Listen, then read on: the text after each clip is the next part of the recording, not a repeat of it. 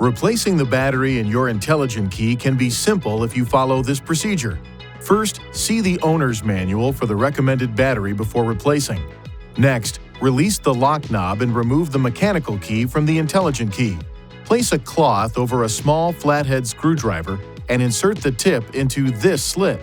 Now, twist the screwdriver to separate the intelligent key into two pieces. Look at the battery to observe which side is up so you can put the replacement battery in the same way. Ensure your hands are clean and free from oil and grease before touching anything inside the key fob. Carefully hold the new battery by the edges every time you pick it up. Remove the discharged battery while being careful not to touch the internal circuits or electrical terminals.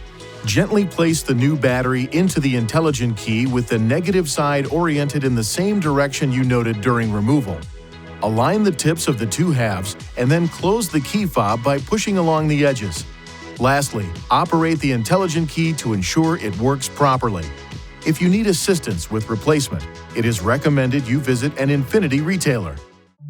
Please see your owner's manual for important safety information, system limitations, and additional operating and feature information.